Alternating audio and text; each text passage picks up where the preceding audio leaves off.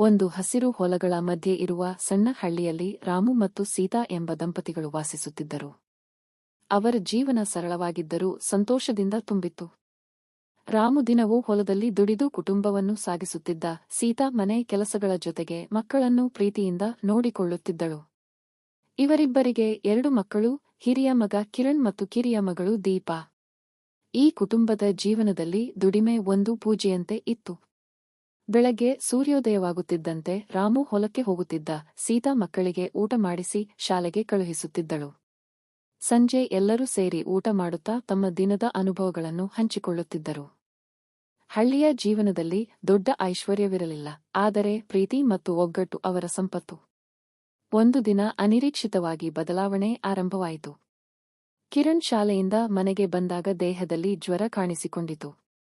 ಸೀತಾ ಅವನನ್ನು ವಿಶ್ರಾಂತಿ ಮಾಡಿಸಿ ಮನೆಯಲ್ಲಿದ್ದ ಸಣ್ಣ ಪುಟ್ಟ ಔಷಧಿ ಕೊಟ್ಟಳು. ನಾಳೆ ಸರಿಯಾಗುತ್ತಾನೆ ಎಂದು ಭಾವಿಸಿದಳು.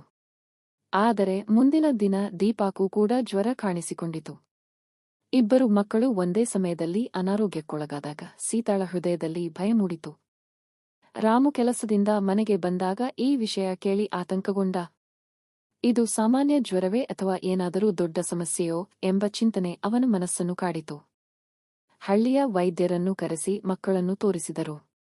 ವೈದ್ಯರು ಕೆಲವು ಔಷಧಿಗಳನ್ನು ನೀಡಿ ಚಿಂತಿಸಬೇಡಿ, ಆದರೆ ಜಾಗ್ರತೆ ಅಗತ್ಯ ಎಂದರು.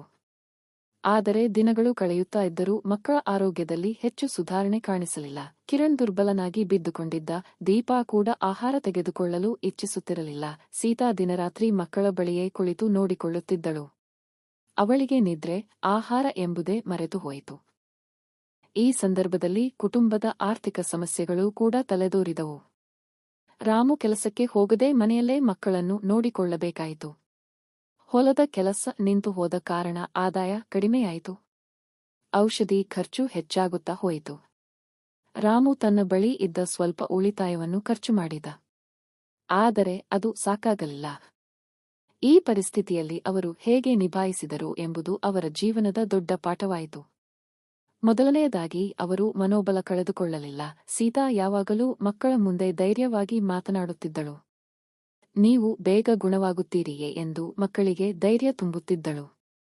ಇದು ಮಕ್ಕಳ ಮನಸ್ಸಿಗೆ ಶಕ್ತಿ ನೀಡಿತು. ಎರಡನೆಯದಾಗಿ ಹಳ್ಳಿಯ ಜನರ ಸಹಾಯ ಅವರಿಗೆ ದೊರೆಯಿತು. ಅವರ ನೆರೆಹೊರೆಯವರು ಆಹಾರ, ಹಣ್ಣುಗಳು ಮತ್ತು ಕೆಲವೊಮ್ಮೆ ಹಣ ಸಹ ನೀಡಿದರು. ಈ ಸಹಾಯದಿಂದ ರಾಮು ಸೀತಾ ಅವರಿಗೆ ದೊಡ್ಡ ಬೆಂಬಲ ಸಿಕ್ಕಿತು. ಸಮಾಜದಲ್ಲಿ ಒಗ್ಗಟ್ಟು ಇದ್ದರೆ ಕಷ್ಟಗಳನ್ನು ಹೇಗೆ ಎದುರಿಸಬಹುದು ಎಂಬುದಕ್ಕೆ ಇದು ಉದಾಹರಣೆ. ಮೂರನೆಯದಾಗಿ ಅವರು ಸರಿಯಾದ ವೈದ್ಯಕೀಯ ಚಿಕಿತ್ಸೆ ಪಡೆಯಲು ನಿರ್ಧರಿಸಿದರು. ಹಳ್ಳಿಯ ವೈದ್ಯರಿಂದ ಮಾತ್ರ ಸರಿ ಆಗುವುದಿಲ್ಲವೆಂದು ತಿಳಿದು ಹತ್ತಿರದ ಪಟ್ಟಣದ ಆಸ್ಪತ್ರೆಗೆ ಮಕ್ಕಳನ್ನು ಕರೆದೊಯ್ದರು. ಅಲ್ಲಿ ವೈದ್ಯರು ಪರೀಕ್ಷೆ ಮಾಡಿ ಇದು ಒಂದು ವೈರಲ್ ಸೋಂಕು ಎಂದು ಹೇಳಿದರು. ಸರಿಯಾದ ಔಷಧಿ ಮತ್ತು ವಿಶ್ರಾಂತಿಯಿಂದ ಗುಣವಾಗಬಹುದು ಎಂದು ತಿಳಿಸಿದರು. ಈಗ ಚಿಕಿತ್ಸೆ ಸರಿಯಾದ ದಿಕ್ಕಿನಲ್ಲಿ ಆರಂಭವಾಯಿತು. ಆದರೆ ಹಣದ ಸಮಸ್ಯೆ ಇನ್ನೂ ಕಾಡುತ್ತಿತ್ತು. ರಾಮು ತನ್ನ ಕೆಲವು ಆಭರಣಗಳನ್ನು ಮಾರಾಟ ಮಾಡಬೇಕಾಯಿತು. ಇದು ಅವನಿಗೆ ದುಃಖ ತಂದರೂ ಮಕ್ಕಳ ಆರೋಗ್ಯವೇ ಮುಖ್ಯ ಎಂದು ಭಾವಿಸಿದ. ಸೀತಾ ಕೂಡ ಮನೆ ಖರ್ಚು ಕಡಿಮೆ ಮಾಡಲು ಪ್ರಯತ್ನಿಸಿದಳು. ಅವಳು ಸರಳವಾದ ಆಹಾರ ತಯಾರಿಸಿ ಅನಗತ್ಯ ಖರ್ಚುಗಳನ್ನು ನಿಲ್ಲಿಸಿದಳು. ಅವರಿಬ್ಬರ ಸಹಕಾರದಿಂದ ಕುಟುಂಬ ನಿಧಾನವಾಗಿ ಸಮಸ್ಯೆಯನ್ನು ಎದುರಿಸುತ್ತಿತ್ತು. ಈ ಸಮಯದಲ್ಲಿ ಮಕ್ಕಳಿಗೂ ಒಂದು ದೊಡ್ಡ ಪಾಠ ಸಿಕ್ಕಿತು. ಅವರು ತಮ್ಮ ತಾಯ್ತಂದೆಯ ಕಷ್ಟವನ್ನು ನೋಡಿ ಮನಸ್ಸಿನಲ್ಲಿ ಒಂದು ಅರಿವು ಮೂಡಿಸಿಕೊಂಡರು. ಕಿರಣ್ ತನ್ನ ತಾಯಿಗೆ, ಅಮ್ಮ, ನಾನು ದೊಡ್ಡವನಾದ ಮೇಲೆ ನಿಮಗೆ ಸಹಾಯ ಮಾಡುತ್ತೇನೆ ಎಂದು ಹೇಳಿದ.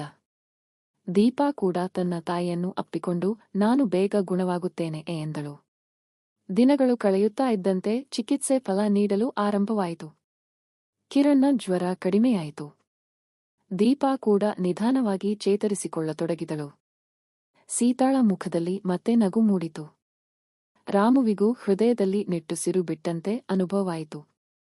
ಕೊನೆಗೂ ಕೆಲವು ವಾರಗಳ ನಂತರ ಇಬ್ಬರು ಮಕ್ಕಳು ಸಂಪೂರ್ಣ ಗುಣಮುಖರಾದರು. ಆ ದಿನ ರಾಮು ಮತ್ತು ಸೀತಾ ದೇವರಿಗೆ ಧನ್ಯವಾದ ಹೇಳಿದರು. ಅವರ ಜೀವನದಲ್ಲಿ ಇದು ಒಂದು ದೊಡ್ಡ ಪರೀಕ್ಷೆಯಾಗಿತ್ತು. ಆದರೆ ಅವರು ಅದನ್ನು ಧೈರ್ಯದಿಂದ ಎದುರಿಸಿದರು. ಈ ಘಟನೆ ಅವರಿಗೆ ಹಲವು ಪಾಠಗಳನ್ನು ಕಲಿಸಿತು. ಆರೋಗ್ಯದ ಮಹತ್ವ. ಸಂಕಷ್ಟದಲ್ಲಿ ಧೈರ್ಯ ಕಳೆದುಕೊಳ್ಳಬಾರದು. ಕುಟುಂಬದ ಒಗ್ಗಟ್ಟು ದೊಡ್ಡ ಶಕ್ತಿ. ಸಮಾಜದ ಸಹಕಾರ ಅಮೂಲ್ಯ. ಆ ನಂತರ ರಾಮು ತನ್ನ ಜೀವನದಲ್ಲಿ ಕೆಲವು ಬದಲಾವಣೆಗಳನ್ನು ಮಾಡಿಕೊಳ್ಳಲು ನಿರ್ಧರಿಸಿದ. ಅವನು ಸ್ವಲ್ಪ ಹಣವನ್ನು ಭವಿಷ್ಯಕ್ಕಾಗಿ ಉಳಿಸಲು ಆರಂಭಿಸಿದ. ಸೀತಾ ಕೂಡ ಮಕ್ಕಳ ಆರೋಗ್ಯದ ಬಗ್ಗೆ ಹೆಚ್ಚು ಗಮನ ಕೊಡಲು ಪ್ರಾರಂಭಿಸಿದಳು. ಮಕ್ಕಳು ಮತ್ತೆ ಶಾಲೆಗೆ ಹೋಗಲು ಆರಂಭಿಸಿದರು.